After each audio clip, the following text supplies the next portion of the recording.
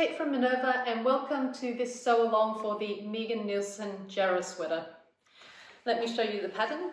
So the Jarrah is a sweater that can be plain, it can have a curved hem, it can have a tie front, or it can have a turtleneck. So there's a lot of different options contained within this one pattern. For fabric, I have today some French terry from Minerva's own range of prints. I think this is a really pretty print. And because I don't want to break it up, I'm going to be making the basic version of the sweater today. I've also got some matching blue ribbing as well to go with it, and of course matching thread. This is Goodman color number 339. In terms of other supplies, I will be constructing this on an overlocker, but I've also got some machine needles with a ballpoint tip. So I will show you how to do that and make those seams even if you don't have an overlocker. And finally, I've also got some twin ballpoint needles for if you wanted to give a nice double line of stitching, for example, across the neckline.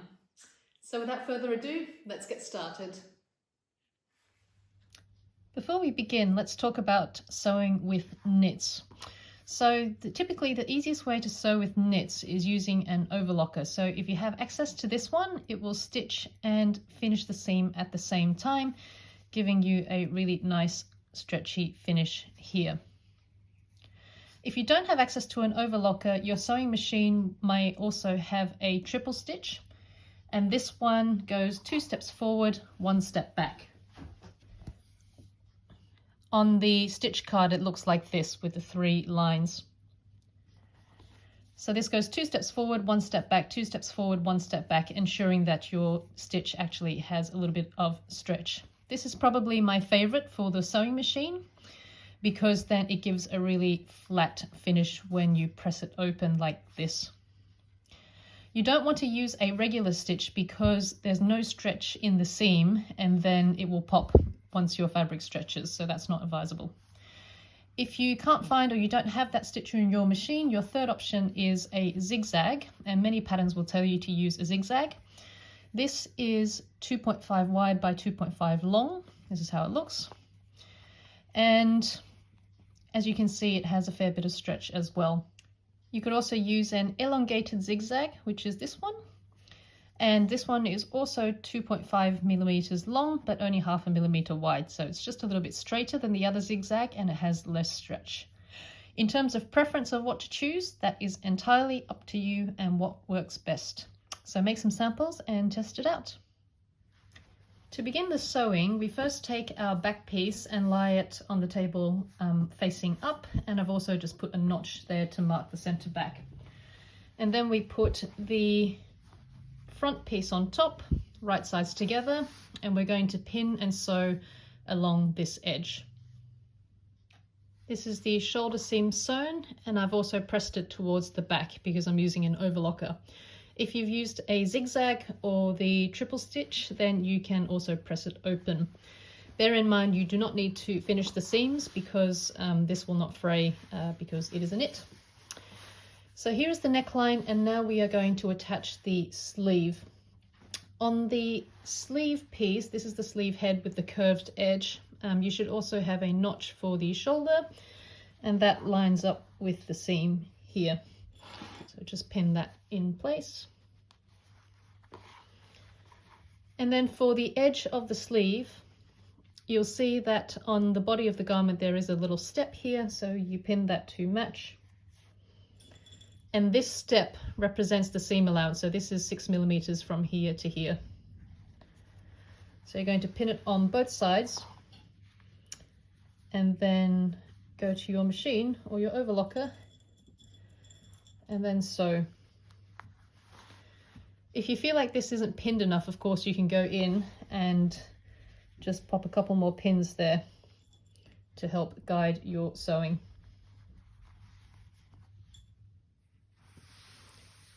The armholes are now sewn in, so here is the neckline again. Here's the shoulder seam, and this is the sleeve, which has been sewn to the body. This is the front, this is the back, and there is where it ends. I've also pressed the seam allowance towards the sleeve side. And now we can move on to the ribbing. I have some blue ribbing here from Minerva.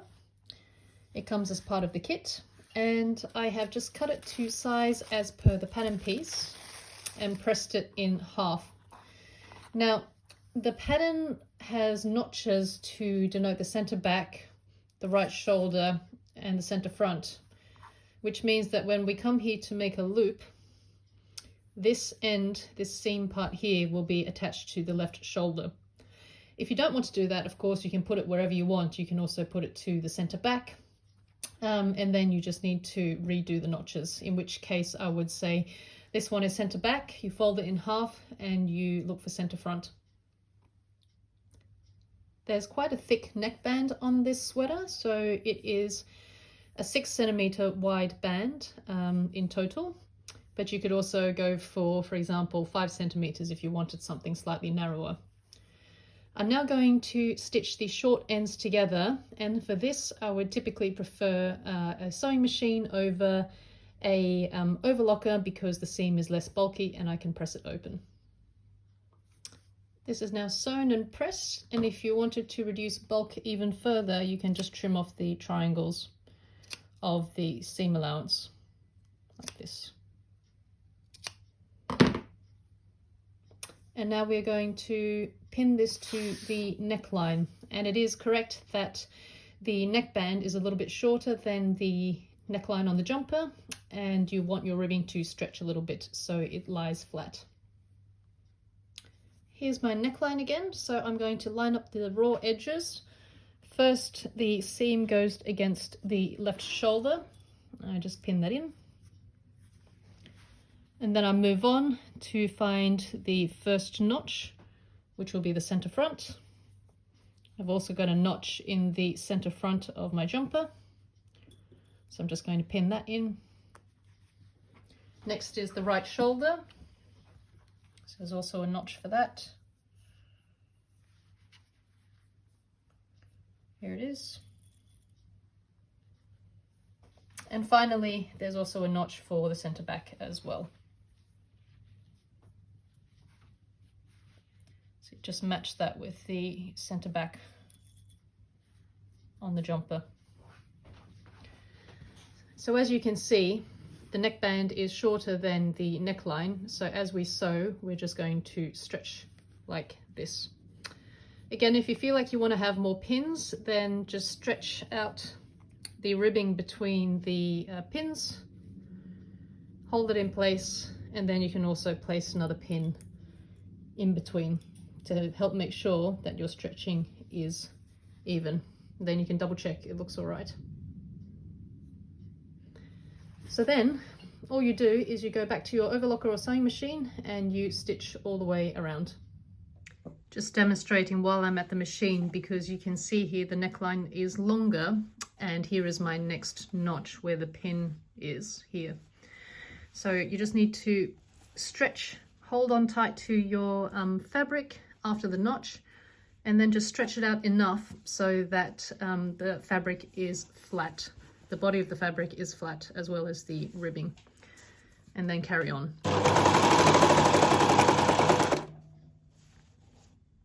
After you've sewn, don't worry, your neckline might look a little bit wrinkly, but as long as there's no puckers, you're good to go. So what you do then is just give it a really good press. I've got a ham here. This is a really useful pressing tool. You can also get one from Minerva. And it's very useful because I want to go around the curve instead of ironing on the flat. So if I place my neckline here and just give this a really good shot of steam, you'll see here that it presses out beautifully. Optionally, to finish your neckline, you could use a twin needle like the one I've got here. It's in the machine, and it is the needle shaft up the top. It goes in like a regular needle, but then there's 2 needles coming out of it, as the name implies. So what this needle does is that it gives you 2 lines of straight stitching on the top and a sort of pattern on the back. And you use this to secure necklines and things to make it lie flat. And the reason for using this instead of a straight stitch, of course, is because it has a certain degree of stretch. So your neckline won't pop when you put your jumper on. here is my neckline, and I'm just going to start near the shoulder seam. So what I'm doing is stitching my neckline to the seam allowance underneath so that this part is secure. So just to demonstrate, I'll put in my fabric and then you just start stitching all the way around. Here is the double line of stitching, but of course if you don't want two lines of stitching to appear on the body, you can of course just shift your needle position over a bit so that you have one line on the ribbing and one line on the body. Whatever you want is absolutely fine. Now the neckline is finished, we can sew the rest of the jumper together. So you just flip the front over the back and you pin together the sides. So this is the bottom where the hemband will go. You line up where the sleeves are attached, pin them together. Then I'm going to pin a couple of pins in between as well, just so I have a better guide when I sew. And then of course pin the sleeve together as well. So this is the hem of the sleeve, and you'll see I've got a notch here as well in the middle for later use when I put on the cuffs. The procedure to put on the cuffs and the hemband is exactly the same as the neckband.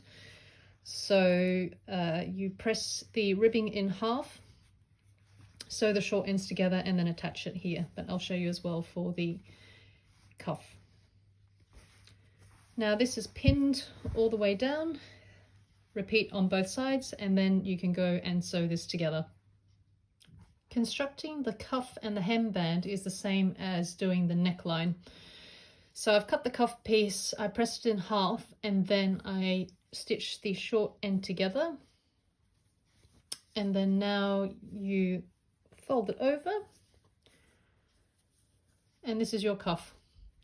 Also useful here to make sure that you've got a notch in the middle. So this is the seam end, fold it in half, and then just put a little notch there if you haven't already got one. And again, this is just to make sure that the stretching is even when you come to put it on your cuff. So I've got an equivalent notch here. So what I would do is then to slide the cuff over the sleeve, matching the seams, and then matching the notches as well.